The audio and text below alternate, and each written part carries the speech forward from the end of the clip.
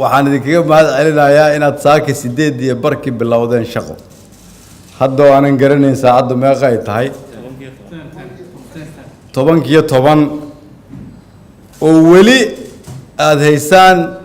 runtii energy aad u badan oo rabtaan inaad ku sii doodaan iyada lafteeda ayaa waxay ka turjumaysaa dalku inuu rajo leeyahay mustaqbalka ummadda Soomaaliyeedna uu iftiimaayo idinkana waa idinkaga mahad celinayaa arrinkaas isaga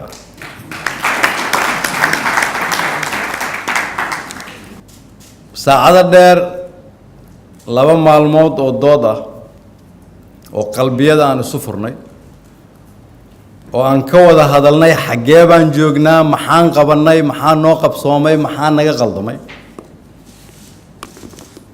waxaan noo soo baxay waxyaabo badan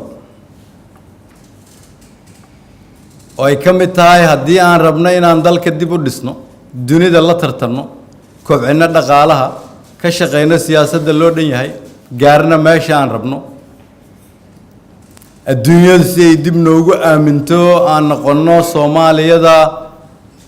dadka u soo halgamay ee hiigsanayeen waxaan hortaagan caqabado badan laakiin albaabka ugu horeeya oo ay ku jirto caqabada ugu horeysa waa albaabka la yiraahdo musuqmaasuq aafeeyay ummadda Soomaaliyeed waxaan aad ugu faraxsanahay inay golaha wasiirada halkan jooga isla qaateen inaan loo dul qaadan musuqmaasuq in kulligeen inagoo wada jirna aan noqono koox jihaadka ugu horeysa ku qaada musuqmaasuqa go'aankaas inaan isla qaadanay waa ku mahadsantihiin waxaan rajaynayaa inuu dalka wax ka bedeli doono haddii aan ka dhamayno waana ka shaqayn doonaa anigu intaan ra'iisul wasaare ahay maalintii aan shaqada bilaabay ayaan idin sheegay la dagaalanka musuqmaasuqu inuu yahay ahmiyadda koowaad sababtu waxa ay tahay dalkan si la isugu keeno si wax looga qabto midnimada ummadda Soomaaliyeed si wax looga qabto horumarka si 15 milyan oo Soomaaliyeed ay u helaan nolosha ay xaq u leeyihiin laba aqbali karo qof iyo labo ama koox kooban inay u leexiso dariiqa ay rabto lama aqbali karo musuqmaasuq ina uu noqdo wiilashii gabdhaha Soomaaliyeed oo hadda dhashay mustaqbalkooda inuu mugdi ka dhigo si taariikhdu ay noo qorto mustaqbal ummadeena ay u yeelato waa laga maarmaan marka inaan musuqmaasuq wax ka qaban waxaan aad ugu faraxsanahay in mashruuca deyn cafisku meel maraayo meel fiican waxaan aad ugu faraxsanahay in fallaaraha horumarka dhaqaaluhu ay kor u socdaan ama ha noqoto meesha hadda aan joogno ama ha noqoto sicir bararka sidoo hoos ugu dhacay ama GDP-gu sidoo kor ugu kacay ama awoodda wax gadashadu sidoo kor ugu kacday ama miisaaniyaddeenu inay kor u kacday ee 340 milyan gaartay inkastoo ay tahay wax aad u yar hadafkeenu waxa uu yahay 340 milyan inaan ku hamino bilyan iyo ka badan in la gaarsiiyo kuwa naga dambeeyana si ay balaayiin u gaarsiiyaan taasi si ay u dhacdo waa in la helaa hufnaan shaqo in loo daalo oo loo dhinto oo wax lagu bixiyo wadanka waa hadii la yiraahdo maxaan rabnaa inaan sameeyno si musuqmaasuqa looga tago si isla xisaabtanku u wanaagsanaado in awoodda Soomaaliyeed loo celiyo shacabka Soomaaliyeed si loogu celiyo halkan waxaan ku heshiinay in halbeegyada noo qoran aan dib u eegno oo aan xoog saarno arrimaha siyaasadda loo dhan yahay ay ka mid tahay sidii loo dhameystiri lahaa dastuurka dalka loo gaarsiin lahaa doorasho qof iyo cod ah si gabar walba iyo wiil walba iyagu ay u doortaan madaxda ay xaq u leeyihiin oo aan mar dambe afduub loogu haysan haddii Ilaahay yiraahdo si taas u dhacdo marka waa muhiim shuruucda loo baahan yahay in la dhameystiraa waxaan u baahanahay si magaalo madaxdana ay u noqoto magaalo madax dunidu isugu timaado in loo dhiso aasaaskay u baahan tahay in laga shaqeeyo amnigeeda ku xusan tubta amniga si qof waliba ay ugu lugeyn karto dunidu halkan ay u imaan karto loo soo shaqo doonan karo magaalo madaxdu waa astaanta midnimada waa astaanta horumarka والباب كومد الصوماليات وأن مركز شقة وناكسن وحكومة النوضو وهرمرك أمني أي كجارتي لسيدر درجليا لأن ما يسترا سد حدا كون وبوليس كا وقنديني لقى شقيا مشروع الدرسين تا أي كسر بحان هدفية أن أدجني سي أنو أرجنو هدف كأن لا نهاية مجال مدح نبضه تاسي وحكتر إيسا كبعين تنقالها عن ربنا هدي لا يراد وحان ربنا إن نكفكرنو أرمها سو صعدة لأن يراد ودن كنجوكتا وحيوبها إن شغل الله أبوره شخص اللوجو أبوره وين نقالها وحلقة قبتها شخص اللوجو أبوره وين أمني وحلقة قبتها لكن وإن خرطة أن حجنا وحير وهنيسنو قالوا هو وحو مركز كل راعي إن لحجيو وذا شقين تا وزارة ده كلا دون تبوه أي نقدان الباب كلا جسوا قالوا سي الدنيا ده أنا ولا حسابته إنه مركز أنا جو أنا إسلا حسابته كده هذا فكر إنه وحوي هاي إسلا حسابته كأنا جو أنا نسكب بالله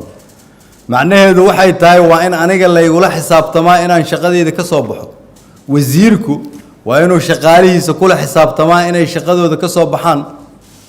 مدحوينه هنا رئيس الوزراء كل حساب تمام رئيس الوزراء هنا وزيره كل حساب تمام إصلاح حساب تنكاسي وإنه دلا قفك شغدي سكسو بحواية إنه أقبله إنه بنا يكرسك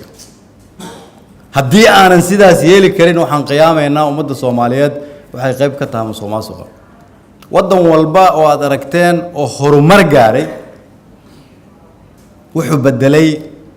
لقن كي خلدنا ومركه رسول مري شركة سيدا نكون باللوني لكن كي كسر الإسنان نظام كي أن هرقصو أرجعني وإن لبدلا سلوا بدلوا تصالوا وإنه جرا تصالوا كم سوهره هجانك وإدينك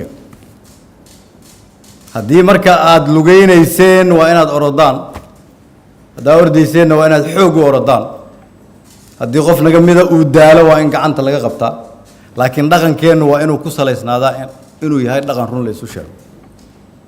دلكو عدة وربو إنه كده يصدوا إدينك سيد إدينك هذول لغنتان أيها وحك بدل يسودنك وإن هذا مركو جاتا إن هذا أهين وزير كلية لكن هاي عدة إنه قبنيس وأول با وان صومرني أنت أن هالكن جوكتا وحنا لكو آمني مصيرك ومدة الصومالية وحأقول أو أن سمين كرنو وأنا آمنا ويران آمنا هذا وحاكم إذا إن تشغل هذا داعد وطاي صبح سديد ده تشغل هذا بالله بكرتي إن هذا نصوك لهن دن جارة إن هذا نصوب بحين دن قبيل إن وحى هذا قرنين أتشاك تسلقوا وعاويو إن هذا نقفنا وقرن دباتين هاي دلك ما قولي سنة إنه هدي أنا نلقن كهرة بدلين لبعتم بلاد أو حكومة دجرتي ودخلها وحكي قبرني وسياسة اللودين وحكي قبرني وسياسة الرماد بدأ وحكي قبرني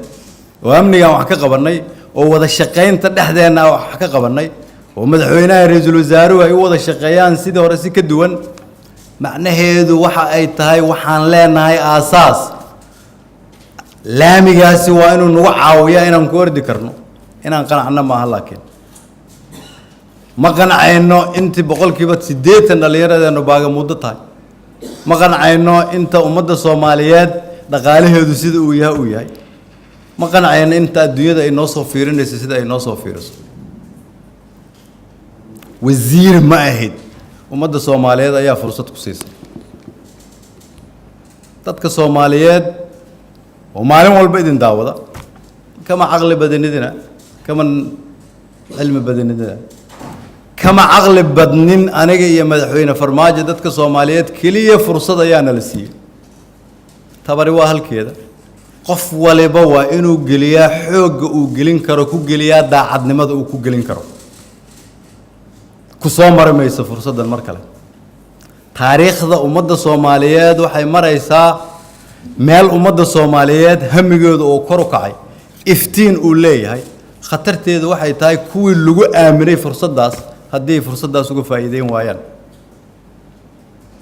وضبيتي markaad fiiriso maanta xaaladeen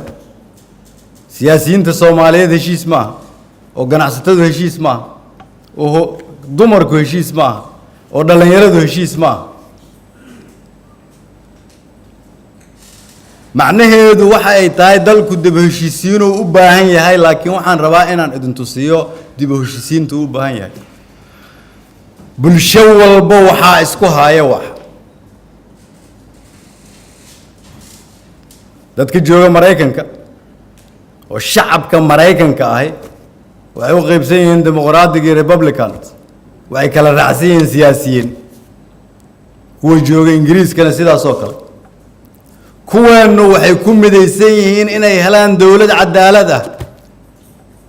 oo helaan hoggaan cadaalad ah iyagu ma kala qaybsana sababta shacabka Soomaaliyeed u kala qoban yihiin wixii isku hayn lahaa ayaa ka hadlaysa waa dawladnimada wixii soo dadejin lahaa dib u heshiisiintooda ayaa ka hadlaysan waa dawladnimada dawladan musuqmaasuq lahayn cadaalad ah wasiiradoodu shaqayn karaan agaasimayaashoodu shaqayn karaan dalka dib u dhis uu ka jiro shaqo abuur uu ka jiro dhaqaaluhu uu kobcayo amnigu uu soo hagaagayo dunida ay dib ugu soo noqonayso hamigaas marka la abuuro ayaa waxaa imaanaysa dib u heshiisiinta la raadinayo inay yeelato weel ay ku soo aruurto ugu dambeyntii